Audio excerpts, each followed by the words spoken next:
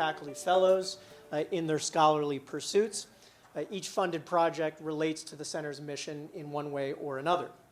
Our faculty affiliates, in turn, often supervise our book colloquia each semester, where roughly a dozen students read a timely and important book on a topic over the course of that semester. We host 2 speaker series each year, one of them being our free market speaker series. The other is our Adam Smith Week, and I understand that you have some slides running. Adam Smith Week is really our signature event where we bring roughly a half dozen faculty from the southeastern United States to campus to talk about a range of important issues. This year, and I don't see it coming up, but this year it's going to be March 18th to the 22nd, so mark your calendars. Lastly, we provide various mentorship opportunities for our student scholars. Our market process scholars often work with faculty on research projects. They attend book colloquia, they participate in research seminars, and they travel to various regional workshops, conferences, and reading groups. All of this is why I say Pete is on a very well-deserved sabbatical. We really do a lot throughout the year. Please check out our webpage, follow us on social media, and if you're interested, consider joining us in our pursuits throughout the year. With that out of the way, I want to turn it over to Riley, who's going to introduce our guest speaker. Dr. Wagner is the Acadiana Business Economist and Eminent Scholar Endowed Chair in Economics at the B.I. Moody III College of Business Administration at the University of Louisiana at Lafayette. Dr. Wagner has authored or co-authored more than 60 professional articles and reports on a variety of state and local policy issues. Prior to joining the University of Louisiana at Lafayette, Dr. Wagner was Vice President and Senior Regional Officer at the Federal Reserve Bank of Cleveland and Regional Economic Officer at the Federal Reserve Bank of Philadelphia. Dr. Wagner is the Editor-in-Chief of Public Finance Review and a co-editor at Contemporary Economic Policy. He earned a PhD and master's degree in economics from West Virginia University and his bachelor's degree in economics and political science from Youngstown State University. We are so glad to have him with us, and now I will turn it over to Dr. Wagner.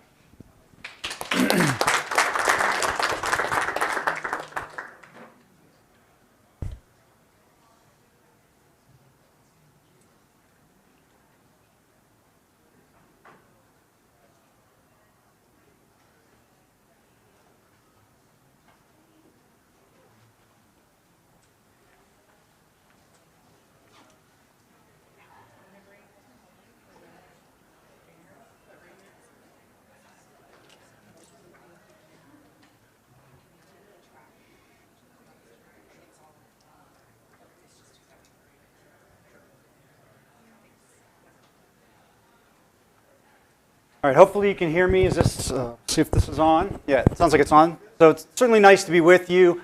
I want to thank Dr. Calcano and Dr. Ragusto for the invitation to be here. Certainly, I will tell you as students in the audience, you know, I've given a lot of these presentations and I often don't get very nervous. I actually feel like I'm a student right now.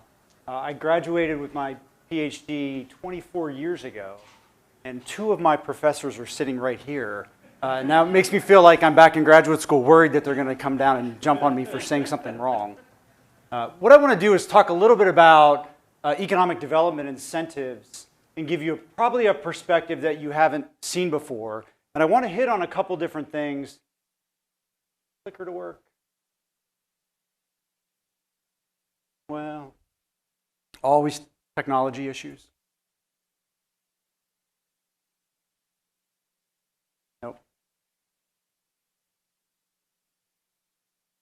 Technology is great when it works.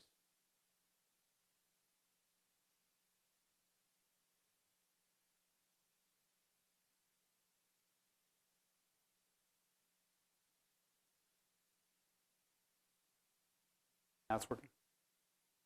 Okay, good. Yeah, so I want to hit on a couple of issues, kind of give you a sense of what we're talking about is, what do we mean by economic development? What do we know about policy effectiveness? And in that sense, I want to talk about the hidden costs of economic development incentives that don't receive a lot of attention. And then lastly, I want to finish up quickly talking about, rather than thinking about economic development incentives, how do I think about regional economic growth and what role there might be for policy? So the room is small. We have very few people. I actually prefer if you ask questions as I'm going along rather than waiting to the end. So if you have any questions, feel free to jump in at any time. You don't have to raise your hand. The more discussion is better. So the first thing I want you to do is, answer this question for me. You can log in with your phone using the QR code, or you can use the numbers at the top, so 2197-1889.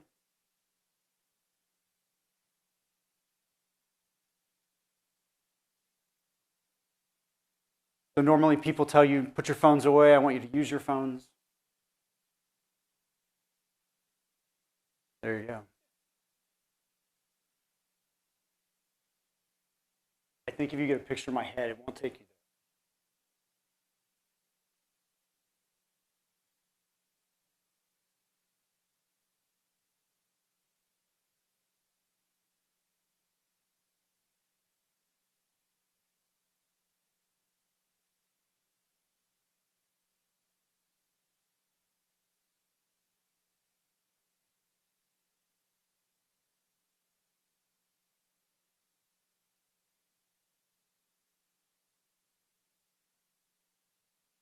So it looks like growth and money seem to be really popular, growth being the most common thing. I think economic growth is important, right? It's what improves our standard of living, and our standard of living thinking about not from a technical perspective, but it's all the cool gadgets that make our life better. So that's how I tend to think about economic development is a driver, or can potentially be a driver to improve our standard of living. But what I want to do is talk a little bit about economic development from an economic perspective, and then talk about these hidden costs. So this is from Pew Charitable Trust. So Pew is a big organization. They do a lot of research on economic issues. They talk about economic development incentives, really trying to either draw in or attract businesses, or to help businesses expand. But notice the definition at the bottom. So they say the incentives have benefits for the residents when the economic growth that generates less the costs and negative effects are positive. Right? So you want these things to be net positive economic engines. And so I've added the emphasis there on positive because economic development incentives, like many different things, every policy has benefits and costs. Right? So if you've taken classes in economics, hopefully one of the things you've learned is everything is about trade-offs. So the economic development incentives, I think in many cases, the benefits are very apparent, or can be very apparent. They're very easy to see. Sometimes the costs are a little bit more challenging to find. They can be hidden. Right? So a really simple way of thinking about that is take it back a couple of years to something we all experienced, which were the lockdowns during COVID. So without passing any judgment on whether we think the lockdowns were good policies or bad policies, the potential benefits of it were pretty easy in the sense that you think, well, if we restrict how people move around, maybe that could reduce transmission of the virus, and that might help people survive a little bit longer or keep more people alive. But now we're seeing some of the costs of those activities, right? Where we know learning has really suffered, particularly younger people who were in school. And so that's a potential cost of that. So a lot of what we're trying to do in informed policy is not necessarily to pass judgment on whether the particular policy is a good policy or a bad policy. Policymakers have to make those decisions. Where I think we can inform policy is by helping people understand what the trade-offs are. So I want to give you that perspective with economic development incentives, thinking about some of these costs. So this is something that was on X, formerly Twitter, recently. You may have heard about this. It's called Redwood Materials. Anyone know anything about Redwood Materials? So Redwood Materials makes EV batteries, and this was announced just a couple weeks ago. The reason why I picked it is because it's right outside of Charleston. If you can read it, hopefully your eyes are better than mine. They are planning to invest $3.5 billion to build this EV facility outside of Charleston. And before kind of going into this, I don't know anyone at Redwood Materials. I've never heard of them before. I'm not passing any judgment on this company or anything that they're doing. I just plucked it out of the media as a recent example. But in this case, so Redwood's investment, if it actually materializes, would be the single largest investment in South Carolina's history, surpassing, almost doubling BMW, which was the previous largest investment. Now, the state has approved $226 million in economic development bonds to try to lure redwoods here. And so the question I want to talk about is, are these policies effective? What are some of the hidden costs of these things? Redwood expects to create 1,500 jobs over the next 10 years. So just a very simple, naive way of looking at this is the state is essentially paying about $150,000 per job, right? $226 million to get about 1,500 jobs. So second thing I want you to think about is, what do you think about these types of incentives more generally? You think they're generally a good investment, a bad investment, or you don't know?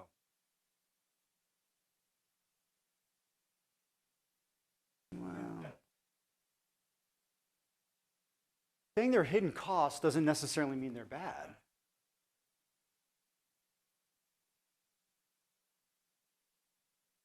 Uh-oh. Well, we can ad lib. You get to the old question? Everybody got to the old question? Okay, well.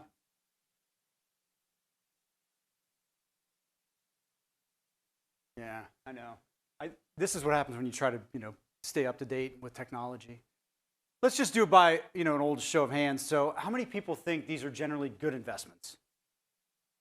So economic development incentives. How many think they're bad investments? Well, I'm actually quite shocked because usually if I do this, almost everybody, it's about 3/4 think it's a good investment. How many people are unsure? Okay, so I think that's reasonable. I think, hinting at the fact that they're hidden costs doesn't necessarily mean that these decisions are potentially bad. Well, you're going to wait and see some of the other numbers. I'll show you in just a second. But generally, most of the research that's out there, if you sort of look at these economic development incentives, of course, we haven't looked at whether or not they will actually create the jobs that they're claiming to create. But even if you just take the headline numbers and you say, company claims to create a certain number of jobs, they get a certain tax incentive from the state, what do these numbers typically look like? Those cost numbers are generally between $80,000 and $250,000 a job. So in other words, it's pretty costly to create a job via an economic development incentive. But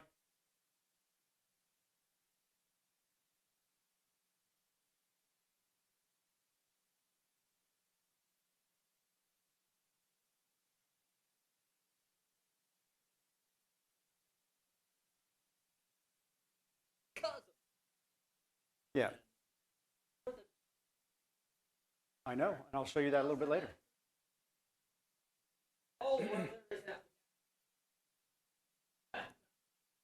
Yeah, so it turns out we'll get to some of those things in just a second. But these incentives that state and local governments use are now valued at more than $100 billion annually. So $100 billion is a significant amount of money. The idea is really to influence the business location decisions for firms, so trying to attract, retain, help firms expand. And there are some examples, and there are a lot of these different examples. So you can have job development funds, you can have tax abatements, infrastructure financing, the invariable alphabet soup. So these are all the programs, I guess you can see these. These are all the economic development programs that exist in South Carolina. So they've got these 3 different types of grants. I think the one I find really intriguing by name is the Governor's Closing Fund, right, to just seal the deal and make everything work. And then you've got a series of these other types of incentives as well. So they're very prominent. Every single state in the country provides these economic development incentives. But one of the things you'll see is South Carolina is basically stacked right in the middle of the country. So this is using data from 2010 to 2019, so give you kind of a pretty long window. And it's showing you on a per person basis how much different states give in incentives. And you can see South Carolina is about $239 per person, which ranks 23rd in the nation. So pretty much right smack in the middle.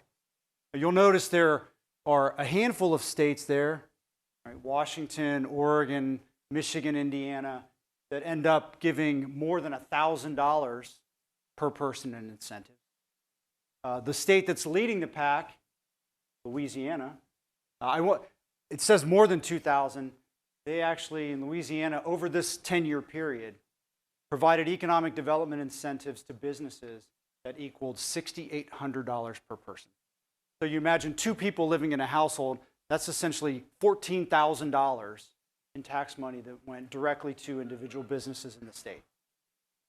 So pretty big number when you think about that. Here's a closer look at just what's going on in South Carolina. So kind of the 3 biggest programs that the state uses. And again, this is the same 10-year window just to give you a sense of how they're allocating dollars. So mainly this rural infrastructure fund. So this is to, you say, have BMW locate in a particular county.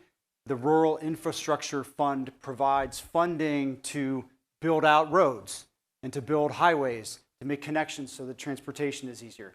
To put, say, sewer lines, water lines, places where they otherwise weren't. And you can see the last couple of years, actually, South Carolina since 2016 has not provided very many incentives. They had one big year there in 2011 where it was almost $500 million, which actually turns out to be a tire plant. So one company in that case, which I'll show you in just a minute, received a single subsidy from the state that was worth $250 million. No, Continental. So here's one of the issues, and here's one of the things to think about when it comes to these incentive dollars. It turns out that incentive dollars are very weakly correlated with economic growth, if at all. So this is kind of just a basic scatter plot. So if you look on the left axis, that's the amount of subsidies that states provided over this 10-year period from 2010 to 2019 in billions of dollars, billions with a B. And then along the x-axis is their growth in the economy. So you can actually see the one dot all the way at the end, right, that's right on the 0 line.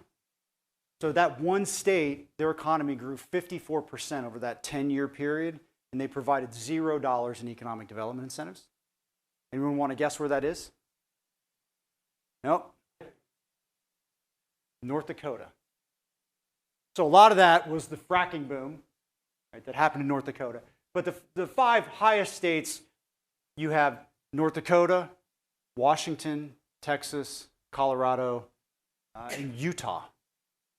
And so of those, the only state that actually provided any meaningful economic development incentives is Washington. But here's kind of a trend line, right? Showing not only do we would hope to see a positive relationship here, that more development incentives lead to higher growth. It looks like it actually could be negative. You can see where South Carolina is. I made it the blue dot.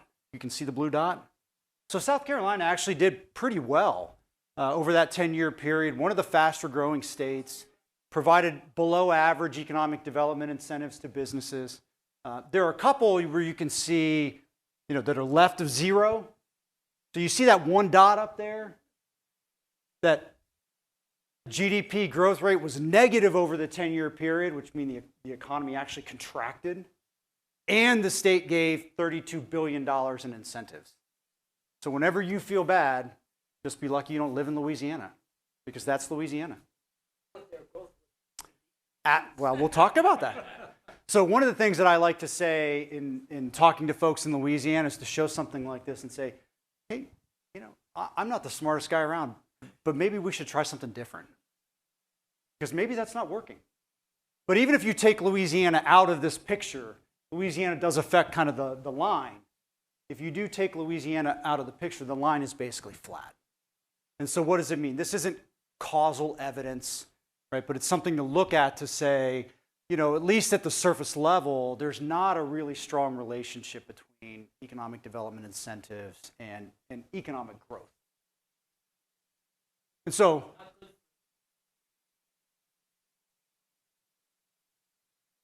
there may be other reasons why these things persist, and that's what I was going to talk about. Yeah. So I had a question. When I looked at the map, I was struggling to see any pattern whatsoever. I didn't see a clear regional pattern. Yeah. I didn't see differences by red states or blue states.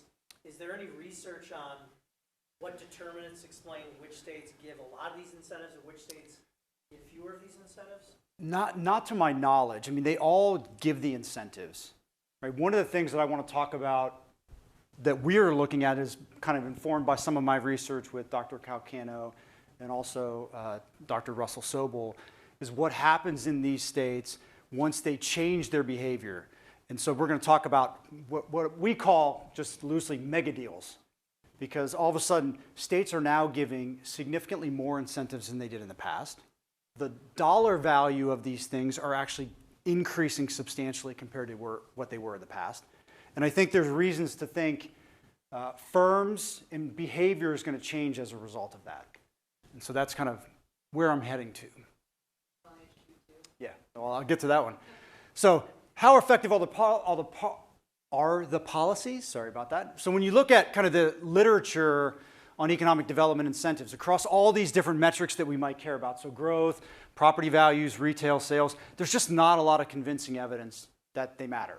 I mean, there are a handful of studies that might find small positive effects, but when you look at the totality of the research, there's just not a lot of evidence suggesting they matter. At best, they basically do a couple things. Right? Economic development incentives seems largely to transfer economic activity around. So they move firms from one state to another state without increasing net income or standard of living. The second thing they do is they tend to increase transfers from taxpayers to firms. So in other words, the firms end up benefiting at the expense of taxpayers.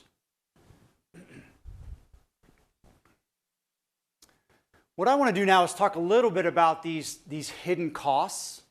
And so if you think of just, say, a hypothetical $500 million economic development incentive, right, the cost is likely going to be much, much higher than that. And why is that? It's this idea that Gordon Tullock came up with back in 1967, which he called rent seeking. And the idea is that individual firms, right, are going to expend resources to try to attract and win an economic development incentive. Those resources that they expend don't provide any productive value to the economy because we're not producing new goods and services, right? But they're trying to, say, curry favor with political makers who can award these things. So here's kind of a really simple way of thinking about this. It's kind of a classic example. So there are roughly 5 million people that live in South Carolina, right? Suppose that I manage to get a law put on the books, or try to get a law put in the books in South Carolina to tax every one of you $1, and I get all the benefits. The $5 million comes to me. So when you think about that, how motivated would I be to get that law passed? And how much would I be willing to spend, resource-wise, time-wise, money, to try to get that law passed? Versus how much would it mean to you to fight that? Like, how much effort would you go through to, say, stop getting taxed $1 extra? So a lot of these types of development incentives provide very concentrated benefits to the recipient firms, and the costs are spread out over all of us, right? And so we don't have a really strong incentive to try to stop these things from happening. And so this idea of rent seeking is really, right, firms are going to engage in providing campaign contributions. They might reallocate internal resources. So here's a simple way of thinking about that. New products, according to Harvard Business School, about 30,000 new products are introduced to the market every year. Does anyone know what percentage of those fail? 95%. 95%.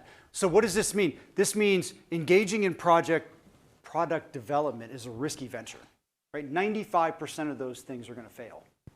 So maybe a firm says, rather than investing money in trying to develop a new product, it might be easier for me to provide additional campaign contributions and increase the likelihood that I'm going to win a development incentive. So in other words, firms internally can respond to what's happening in the market and the environment, and they can reallocate their resources, right? Just like you allocate resources when you make decisions for, say, how you're studying. So all these things are examples of rent seeking that essentially provide hidden costs to these development incentives that are not at these headline numbers. So let me talk a little bit more about that and give you some evidence that this is happening. So in Ohio, there was a study a few years ago. There were 494 firms that tried to secure these economic development incentives. About 31% were successful. So what does it mean? It means 2/3 of these firms that tried to get economic development incentives didn't get them. All those firms expended resources to try to secure these economic development incentives. We often don't think about those costs. Right? So those are costs that we want to take into account.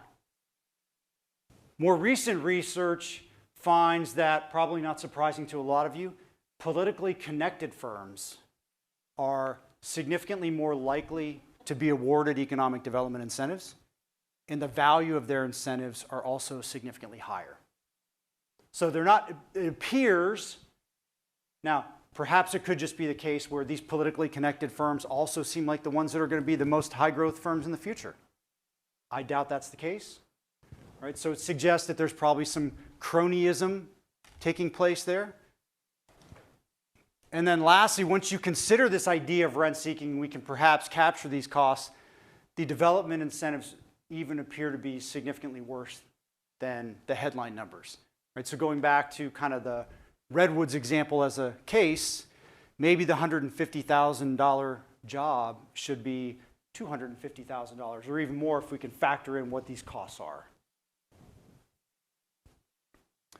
So, how do these kind of mega deal incentives change the landscape, and what do I mean by that? The value of these incentives have tripled since 1990. As I mentioned, it's already over $100 billion. In 2003 was the first kind of mega deal incentive in the US. It was the first time a single firm received an incentive that was valued at $1 billion or more, that billion with a B. There have now been 30 billion-dollar incentives that have been provided to a single company. So in a very short period of time.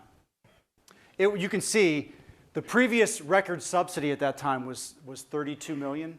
So that was 670% larger than anything that had been done in the past. So essentially what I want to talk about is how do these awarding of kind of mega deal incentives alter what happens within a state? And so these targeted economic development incentives, kind of these mega deals, are not common in about a third of states. South Carolina is actually not one of them. So tying this back in, right, I'm sure a lot of you are familiar with Amazon's HQ2 and everything that happened with that. We can it gave us a really interesting peek behind the mirror or behind the curtain to see what was happening. So there were 238 bids for Amazon.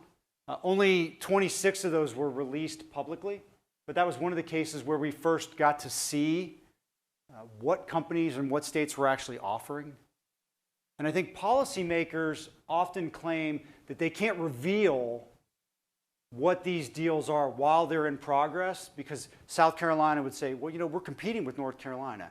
And if we make it known what we're doing, then North Carolina knows. And so we've got to keep these things secret. And courts have actually ruled repeatedly in favor of the states to keep this information hidden.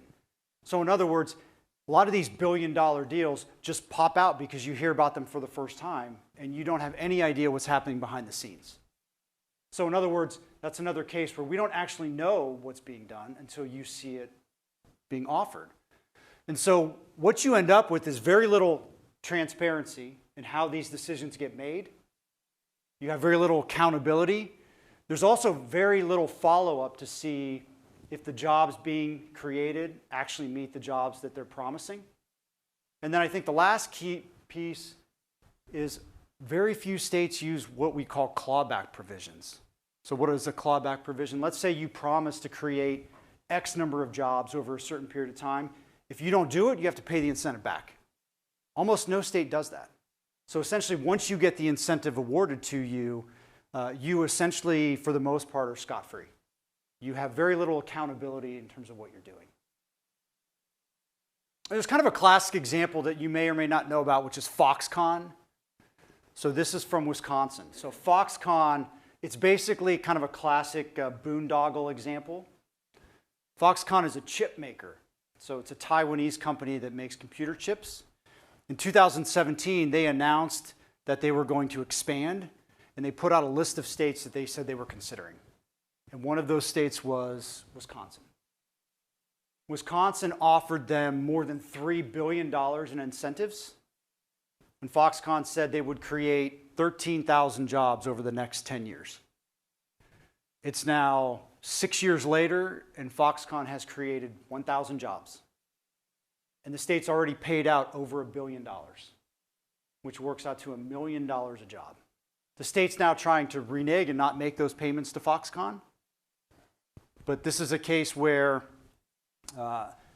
who knows what kind of behind-the-scenes deals were taking place to actually get this to occur, but this happens very frequently. So a lot of the economic development incentives don't provide the jobs that even the firms claim they're going to provide.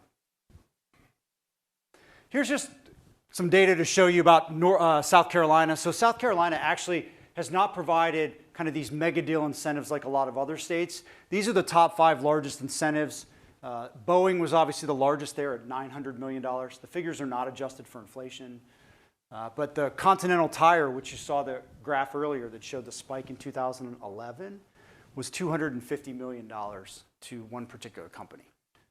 And you can see there. So you like transportation in South Carolina is what I got from looking at this, right? Cars, tires, planes. You do not like to sit still. I guess. But you can see on a per capita basis, those things range. The Boeing deal was about $180 per person for every person in the state.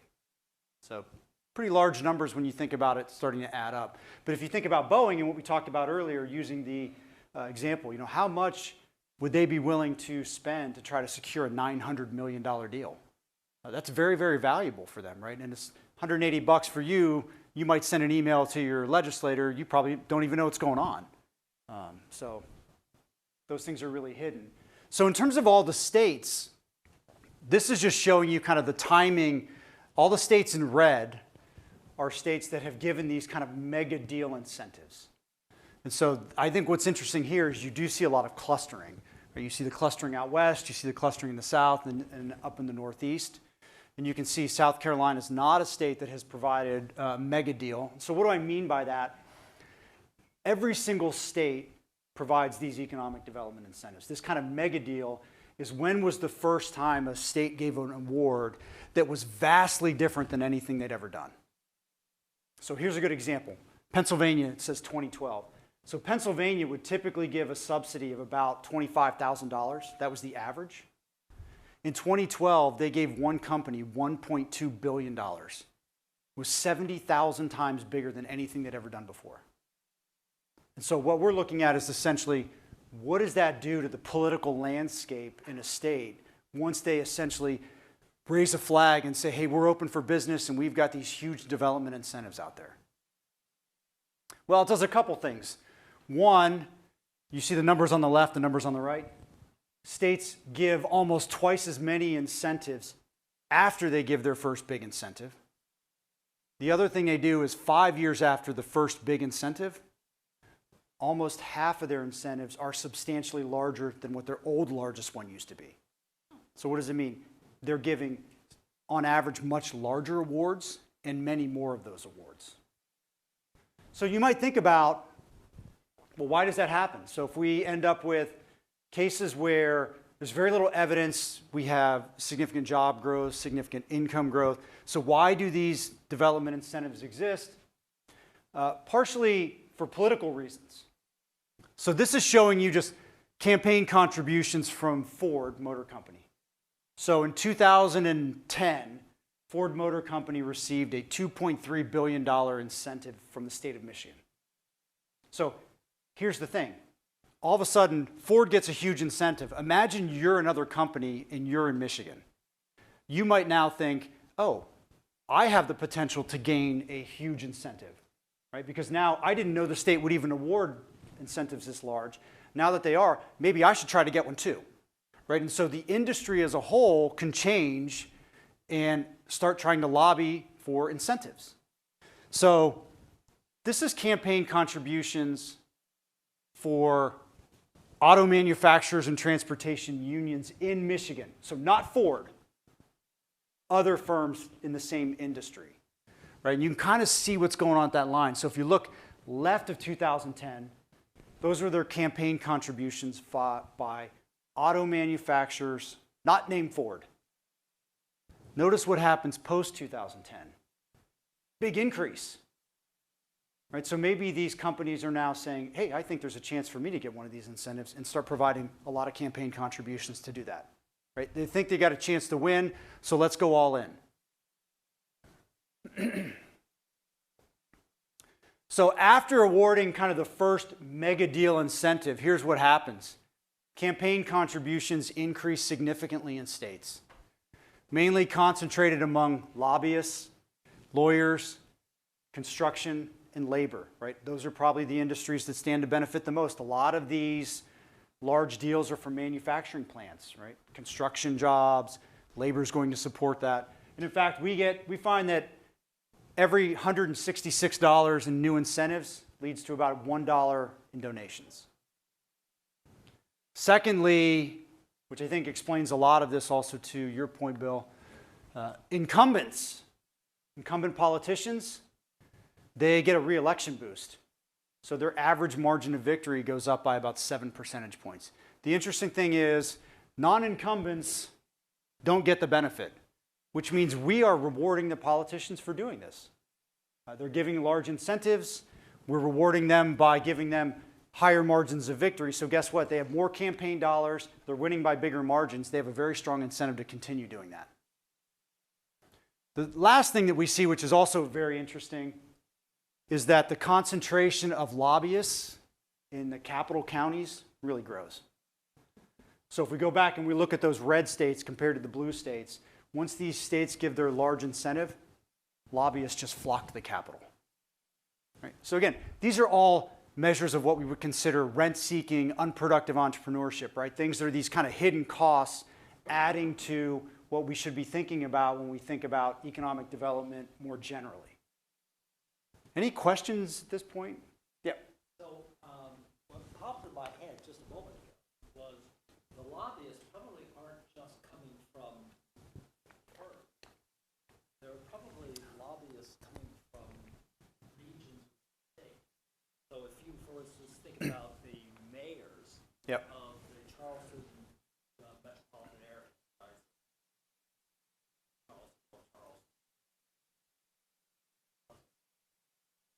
This area is probably, I'm guessing, got a disproportionate share of the benefits and get to spread the cost to Yep. everybody else in the state. Think, Boeing and Mercedes and Volvo. Yep. Yeah. Yeah, I mean, that's a good point, right? So the point would be to the extent that there are benefits. So if you think, Boeing being located here has provided some benefits to the area. It benefits the people locally, and those costs are spread out over the entire state. So there are a lot of people who are essentially paying for that and not really getting benefits if there are benefits. I think it's really interesting that there are a lot of these hidden costs that are related to these incentives that we potentially don't think very much about. And I think the key point to think about this from, for those of you who are, taking an economics class, right? People respond to incentives, firms respond to incentives. And all of a sudden, if you start dangling out very large economic development awards, you change the incentive structure. And you can change the incentive structure pretty substantially. And people do change their behavior. I think the one area in terms of policy that people really struggle with, policymakers in particular, is they will often pass new legislation and not think that it will change people. People won't adjust their behavior, right? People are dynamic. So when you put new incentives in place, people change their behavior around those incentives. So one thing you want to think about, this kind of tying things up, is, well, how should we think about economic growth or economic development? And this is just kind of my perspective. So, I think questions about economic development are really questions about why do some areas grow and other areas not grow? With globalization, kind of knowledge-driven economy, especially in a post-COVID world now, where so much more is transitioned online, there's a lot more intense competition for goods, for services, and capital. So 30 to 40% of most economic activity in a region just services locals. So I use this as an example, even though it's a really bad one for me, but it works for everybody else. So if you think about going to get your hair cut, right? you go to get your haircut, that's a local service, right? It's somebody's here providing that local service. That has nothing to do with what's going on anywhere else in the world. So a lot of the economic activity we do in a region is really just to service local people. So we're talking about how can we grow, and I think regions grow when we find new ways of creating value through what I would say are our indigenous strengths, right? So what do we do better than other places? What kind of goods and services can we create that other people can't, that they can purchase, right? So at a very high level, that's what leads to regions growing. And so I think there are kind of two very central issues to this. One would be, how do we generate new ideas? Right? This is entrepreneurship, innovators, right? The creators, the thinkers. And then how do we take those ideas and translate those into marketable products? Right? And at universities, people call that tech transfer. That's what that stands for. So the regions that are the ones that grow faster are the ones that are better at innovating. And they're better at innovating and better at translating that innovation into actual goods and services that then people outside of the area want to purchase. So, I call this, is there a magic formula? The last century was really dominated by large vertically integrated firms. So it turns out those things can be very efficient at, say, producing some things. They're also not very dynamic. They're not very nimble. I think the current and future landscape are going to be the regions that have been successful over, say, the last 20 years. If you look at them, they're the ones that have a well-trained workforce. They have small firms. They're well connected to the outside world. I'd also say in a post-COVID world, right, that they have amenities that people value. Right? They're desirable places to live. And especially now where you can decouple where you live and where you work to a much greater extent than we can in the past, I think having amenities that people value are really important. So you might think about kind of where these regions are, but I want to show you just kind of some measures of innovation. So what are the most innovative regions in the US? Well, this is a kind of a look at patents. And I'm not suggesting that patents are the only way to measure innovation, but we've collected data on patents for a really long period of time. So it's a consistent number that we can look at a lot of different places. And there are 382 what are called metropolitan statistical areas in the country, collections of counties, right? So think of it as mini economies. You've got, what is it, Charleston, North Charleston is the MSA. So this is a distribution of those. The typical metro area generates about 20 patents per 100,000 residents.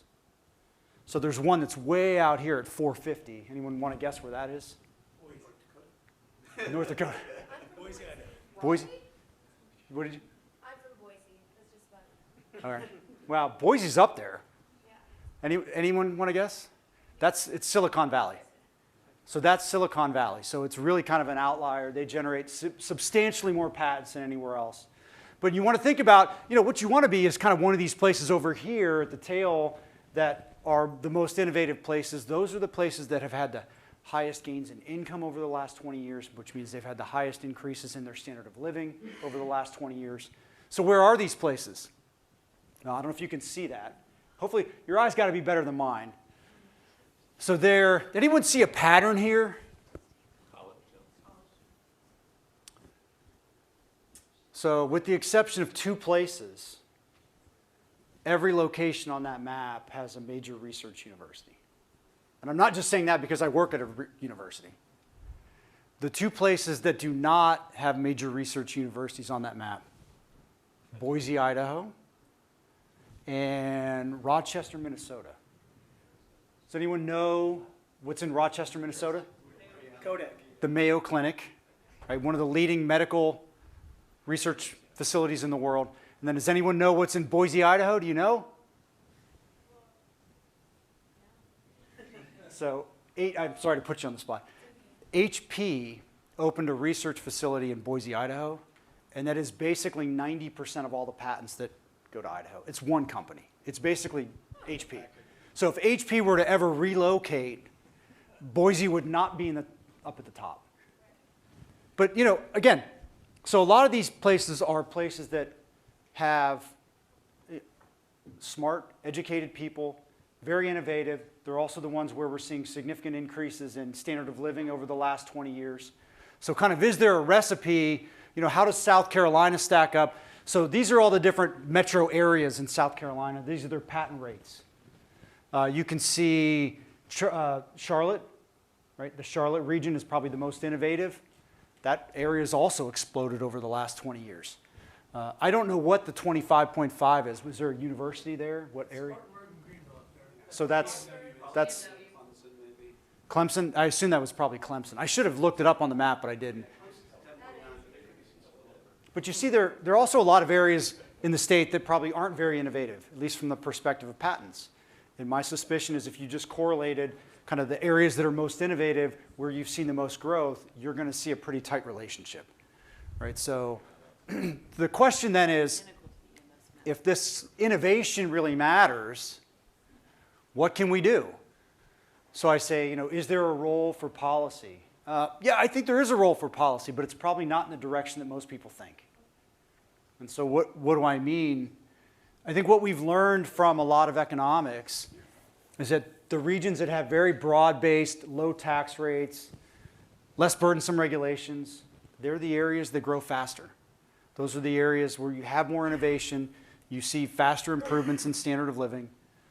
So that seems to be a key piece, and I think one of those is a lot of those policies are outside the control of local policymakers.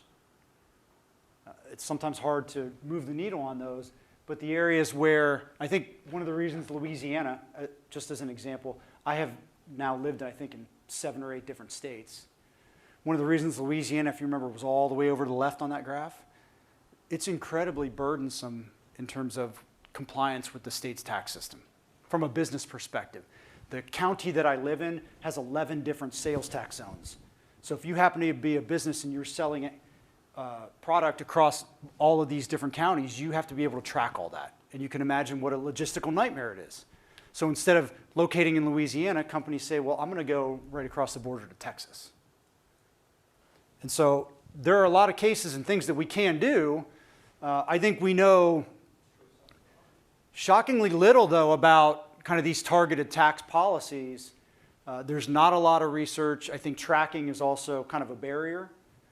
But I think if you look at the regions that have grown the fastest over the last 20 years, they're really not linked at all to these economic development incentives. They're linked to where smart, talented people want to go. And so for the, I think Charleston's in a great position because it's a very desirable place, right? People like to be here. I see somebody nodding. But most people like to be here, and I think that's something that the region's probably capitalized on. Yeah, South Carolina is probably got, it's probably like Louisiana with the nightmare sales tax situation. Yeah. So there's a 6% sales tax, and municipalities are permitted to add on to that as much as 3%, and add on to that as much as 2% hospitality tax. So Okay. if you go to a restaurant in Charleston, you're paying 11% sales tax. Yeah, Louisiana's around 10. But it's different, and each Yeah. municipalities can have a different. Yeah, that's exactly. And from Louisiana's perspective, it's not burdensome for me as a consumer. If I buy a product here and I go a mile away, the product might be a different price because the sales tax is different. But it's really burdensome for businesses that want to interact with other businesses within the same state. It's just a nightmare. And the other thing, of course, with Louisiana compared to some other places, the state's got. I originally grew up in Ohio, so I'm not. But Louisiana has a history of corruption, and I'm sure a lot of people know that. And so there are a lot of regulatory hoops that are put in place, I think, because of the state's history, that also makes it very difficult. So, any questions? I was just going to ask the benefit of having those different sales tax in each individual area. The benefit? Yeah, what is the benefit? Very little. I can tell you why it happens. Yeah. What they end up doing is they will pass a law that would say, hey, we're going to fund this particular item, like fund a bridge, and they'll draw a circle in the county and say, okay, we're going to tax sales here at this amount, and that's going to go to the bridge. So a lot of these things are tied to these very specific uses, and they go back quite a ways in time. Some of these things are back in the 50s. And yeah. Is there research on the mismatch effect of 90s, I lived in Albuquerque, New Mexico, and we had Intel and Philips semiconductors in the desert. If you don't know anything about semiconductor fabrication, it is incredibly water intensive. Yeah, which is a great thing to have in the desert, right? Yes, it's really, really stupid. Yeah. But you didn't really mention those kinds of costs. It seemed like you just sort of assumed it didn't matter where the company is located. But actually, there are additional costs by incentivizing a company to go to a place where they really shouldn't be. Yeah. No, you're exactly right. And that's something I don't think I've seen a lot of research on. I But- wonder what the magnitude of those kinds of costs might Well, those are also hidden costs, right? Where I guess, and I think the broader point would be thinking about it for the students here, right? Is it's easy to, usually, I often say, and I say this in a joking way, people hate economists. And one of the reasons they tend to hate economists is we're pretty good at picking up these costs. It's really easy to figure out the benefits. It's not always easy to get the costs. And when you point the costs out to people, they get mad. And it's not saying that I'm not saying the policies are bad. It's just saying, let's evaluate the costs and benefits truthfully and do it right. But no, I haven't seen any research on that. So there's two things. One, to get to Gal's question. The only thing I've seen is Tim Bardick has estimated that based on all the literature that's out there, these incentives influence where firms locate somewhere between 2 and 25% of the Yeah. time. So anywhere between 75 and 98% of the time, firms are going to locate where it makes sense, and the incentives are just gravy on top of it. There's only maybe about a quarter of the time that they get incentivized to move somewhere where they probably shouldn't. But that is still a real cost. Yeah. And I do think it happens. So, yeah. The, And as a cost to the firm, right? that's a cost to the firm, Would which is why have been firms, somewhere else. Right. I think, will make their decisions based on real fundamentals usually, and know they can still extract the benefits from the state, even without, without the threat of them actually, because they'll say, oh, well, they won't come here. Well, yeah, they will. And yeah, I mean, most of them, the research does seem to suggest that most companies that locate in a particular place would have gone there anyway. But I think it's one of these situations where if you know there's an incentive out there for you, you might as well ask. And so a lot of these companies end up doing that. I was just going to make one other comment. Your thought on this is that you mentioned the clawbacks and not the accountability, but I don't know because I was just asked this obviously recently. There's not a lot of post angst or anger over any of these deals, Well, so if you Google Foxconn, right? and there's some outrage in Wisconsin. This is the thing, right? Is that But that's an extreme case, right? What's the, in general, like I know we have some, there's obviously things that go poorly, right? But, if you ask a lot of people here in South Carolina, even though if you showed them those numbers, they'd go, well, I'm glad Boeing's here. Yeah. I'm glad That was my BMW's point, here. yeah, right. I'm glad Continental's here, right? Yeah, I think one way of thinking about this, I'm not suggesting, I don't have anything against Boeing, but I'll use this as an example. I guess a better way of thinking about, or one way to think about economic developments is to say, how much are you willing to pay for that? So how much are you willing to pay to have Boeing here? I don't know the answer to that, but that's kind of the way to think about these incentives, right? And when you kind of phrase questions that way, that changes the way people tend to think because, you shrink the tax base, those things are off in the future. You give them a property tax abatement so that they don't pay property taxes. You don't really see that coming out of the budget or out of your wallet. But at the end of the day, I mean, everybody in South Carolina paid for Boeing to be here. And if that's what you want to do, that's fine. I don't care. It's the same thing with, you see it a lot with sports stadiums, right? And subsidizing sports stadiums. Well, if Charlotte wants to give the Panthers a bunch of money to stay there and people are happy to do that, that's fine. All I would care is rather than doing the deal behind the door, let people make the decision on their own. And if they say, yeah, we're willing to pay $500 a year to have the Panthers in Charlotte, well, cool. Yeah. Do we have any figures on so like we have a sort of boondoggle scale, right? So Foxconn was like $1 million per job or something like that? Yeah. Yeah, So far. Right, so far. Do we have any idea, so it's $900 million was the tax break for Boeing, right? Do we have any sense I would imagine we're better than the $1 million per job, but my prior coming into this is, this is not a great deal, but relative to what it could be is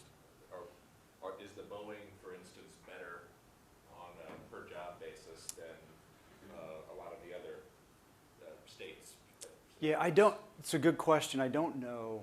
I mean, if you look at the range in the research, you know, the numbers will go from the good numbers, you know, maybe $80,000 to create a job. On the bad end, it could be $250,000 or more. I think one thing to think about too with some of these jobs, I don't know if this is a case in South Carolina, but it's certainly in Louisiana and other places. Well, let's say Boeing comes here to South Carolina. Some of those jobs are highly, highly technical. Do they even go to people who were living in South Carolina, or did people just move into South Carolina to take the job?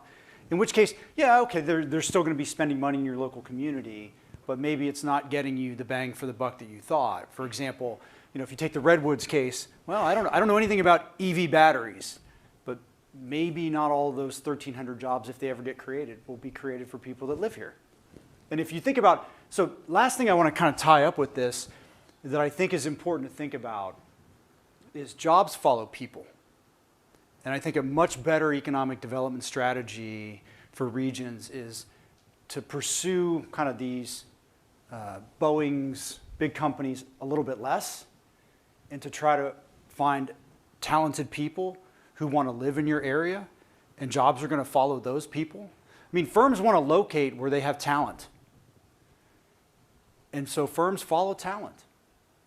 And so that's just an important piece. I think, you know, Charleston's got in this region, I think has a good advantage because it's, although not everybody agreed, I think it's a reasonably desirable place to live, right? We ain't moving. Yeah. Yes. There's a question online. It says, please explain when economic development quotes job salaries, they use average versus median, or by being cynical. That's a good question. I think what people tend to do is just look at the average. So if you think of what I did for Redwoods, you're just looking kind of at a headline number of, hey, the state's going to give $3 billion in incentives, they're going to create X number of jobs, kind of what's a rough estimate of that? I think the takeaway I want you to get is that rough estimate's probably on the low end because it's missing a lot of these hidden costs that we're not really thinking about. Yeah. Just to follow up on that, the thing that has been done is you can then compare that to what the average salary for that company would be. So a couple years ago I saw there was a FedEx plant in North Carolina, and it worked out to be about $75,000 per job based on the incentives, and the average salary of the worker in there was something like $36,000. So you're basically paying twice what that person's going to make to give them that job. So if you can get the median values, that's a way to get at what Greg's talking about, right? Is so this is how much per job, how much are they actually making, and then that differential really shows you sort of how far off you are. Yeah. The automobile industry is really bad. They're usually up in around the $150,000 range per employee. Well, those things, you know, when you think about, if we think about jobs, you know, those industries are also highly capital intensive. So what do I mean by that? Louisiana right now is kind of one of the leading places in the country for having LNG export facilities, liquefied natural gas. So the state has given out more than 5 different billion-dollar incentives to different companies to put LNG facilities there. Once the facility's up, they're really, really expensive to build. Once they're up, they can staff it with fewer than 30 people. So you're talking about giving, you know, $1 billion away for a place that's going to end up employing 30 people, some of whom probably won't even live, you know, be living in the state. They're probably coming in from other places. So all those things just kind of compound some of these issues. Yeah. Yeah, I wanted to ask your opinion on the clawback provisions. I was curious why there's not very many of those provisions in those contracts. Because when you think about business to business, you obviously want to make sure both sides of the contract are followed through, or there's lawyers involved. I'm just curious if you think that's because there's so much money kind of flowing to these officials, or like why is that the case? So I don't think there's been research on that. I can offer just an opinion. My suspicion is the reason you don't see a lot of these clawback provisions is because businesses that say, let's take, I don't want to pick on redwoods, but I've been using redwoods. Let's take redwoods. I'm going to be willing to go out on a limb and say redwoods was also talking with other states, right? That South Carolina was not the only state redwoods was talking with. So they would probably say, if South Carolina would say, hey, we're going to put a clawback provision, they'd say, well, then we're going to go to North Carolina because they're not going to do it, right? And so the companies essentially are using states to bid off each other. That's my suspicion as to why that doesn't happen.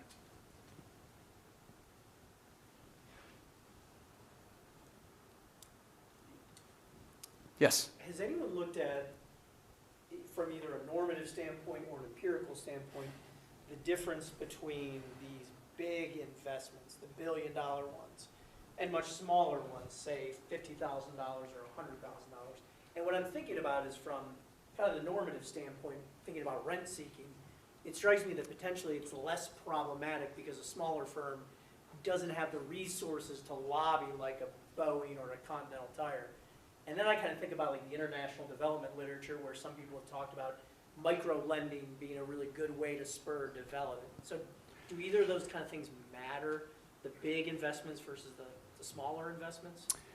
I don't think in terms of the research, I mean, people are typically looking at aggregating the data up. So you might be looking at, say, the total amount of incentives in a county and looking at, we're just now starting to see some research looking kind of individually at firms. So there's not a good answer to that question at this point in time. Yes? So go back to your blue map state if you can for a minute. I want to throw a thought at you. Which one? The one where the mega deals are first given. Okay. There you go. Okay. So, yeah, it seems to be regional, Yep. right? But look at the dates. Yep. They're all close too. They're all close to each other, and they're all very close to the timing of the Great Recession. Yeah. To what degree do you think what was going on with the financial crisis motivated some states to really dig in and say, we're opening up the coffers because we need investment because we're hurting? Yeah, I mean, you probably, I don't know that anybody's actually researched that particular issue, but I do think that would probably play a role. I mean, I also think there's this kind of bias towards intervention, to policy intervention. And one of the reasons is, well, the benefits look kind of easy, the costs aren't really there. So, you know, for politicians, at least you look like you're doing something. The thing that I like with the redwood picture, you know, is you see that a lot, right? The pictures, the ribbon cuttings, all the politicians go out to the ribbon cuttings. They love that because it gets a lot of press coverage. And so you do see, I mean, I think those things probably are coming in the aftermath of the 2008 recession. I mean, especially if you look kind of, you know, Texas, Louisiana, right in that area. I think, to me, what's more interesting when you look at the picture, it's you know, once one state in a kind of cluster does it, it seems like all the neighbors do it too. Man, that's an easy policy diffusion paper. Yeah. So how did you define mega deal? Like, it was relative So, to previous in that state. Yes. In that state. Yep. Because I noticed that West Bygone, Virginia, Yep. has a mega deal, and I don't think that state of 1.5 million people. So, Gave $1 billion deal. yeah. They did, I don't know. They didn't, I don't know if they did, but the way these were defined was, I know I talked a lot about the $1 billion incentives just because they're headline and catchy. But if you think about, say, Arkansas and California, right? $1 billion incentive is a much larger share of Arkansas's economy than it is in California. So what we did is we looked at Arkansas's own history of incentive-giving behavior and said, when did they substantially deviate from what they've done in the past? That's how we defined it as kind of a mega deal. So the trigger we used was the first time a state gave an incentive to one firm that was 3,500 times larger than their past historical average. And that triggers that kind of mega deal. So you see Arkansas, for example, blue, meaning that Arkansas never gave a single incentive that was at least 3,500 times larger than what they'd done in the past. Their incentive-giving behavior really hasn't changed. And so what happened is their political climate hasn't changed the way it has in some of these other states. When we say opening up the coffers, I mean, I imagine these typically take the form of, okay, you owe us less in taxes over this sort of time period rather than like disbursements to the arriving firms. There's some of those are, I mean, they're varied. I mean, they can be grants, they can be property tax abatements, they can, so often there are combinations of incentives, right? So if you think of the case with South Carolina, they've got 6 or 7 different plans. They often use multiple sources. So it could be tax credits, it could be property tax abatements, income tax abatements, right? Again, grants or direct subsidies, infrastructure Yeah. built out. Yeah, so it turns out what happens here a lot in South Carolina is the state will boost or improve local infrastructure to have a company come in. So that's not, in Louisiana, we just give them money. We're just simple. Here, just take the money. Yeah, it's tradition.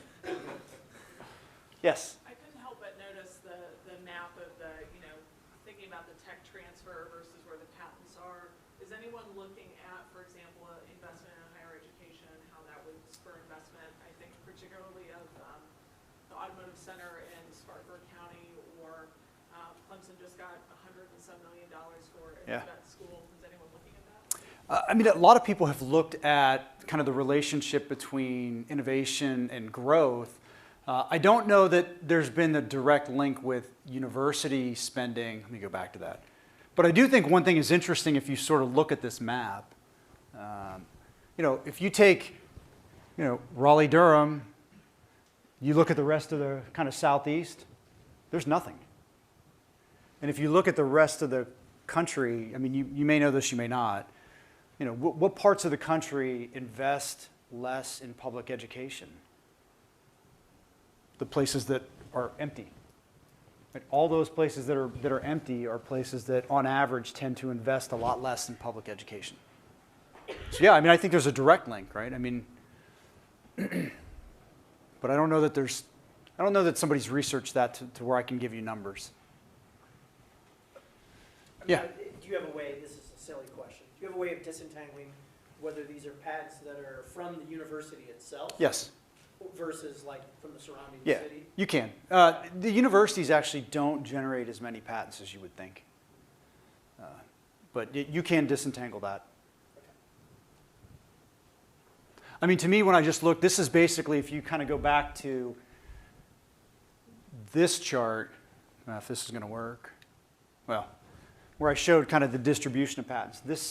These are all the metro areas in the country where it was 100 or higher. And I just set it at that kind of arbitrary number.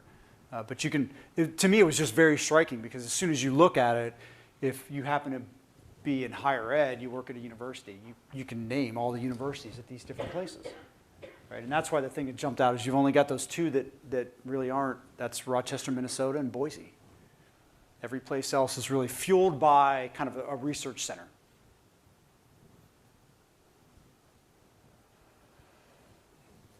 Now, in all fairness, you figured out the dollars per job. That's only the jobs in that firm. Correct. Leaving out is all those construction jobs that the politicians love to Yeah. include in there. Those are, of course, very short term. Yes, and that's a very transient workforce too, right? So a lot of the folks so the question was, looking at the jobs, in the case of, we'll go back to Redwood since I've been using that one. They had 1,300 jobs. Well, they'll have a lot of construction jobs to actually build a facility if they end up building a facility here. But it's unclear how many of those jobs will be for people in, South Carolina. The construction industry in general is pretty transient. But usually the headline number I was just giving you is something that you often see, but I think kind of the obviously broader takeaway is you're kind of missing a lot when you're just looking at those headline numbers. Yep. When looking at the incentives, do you think it's in the best interest for the state to increase tax revenue or actually increase the jobs that the state's residents receive instead of out-of-state coming in and just paying taxes as well?